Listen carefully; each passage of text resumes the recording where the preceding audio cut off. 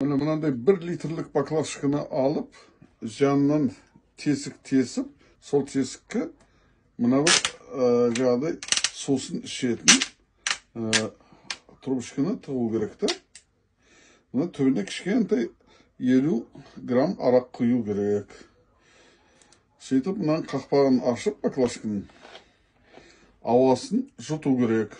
Ауа жұтқанда, мына трубочка арқылы ауа кіріп, арақ арқылы ауа ағзаға барады. Сонда мына ағзаға түскен арақтың булары мына жердегі жиналған қақырықтарды, анау тамақты жыбырлататын вирустарды бәрін жоқ қылып өлтіріп тастайды.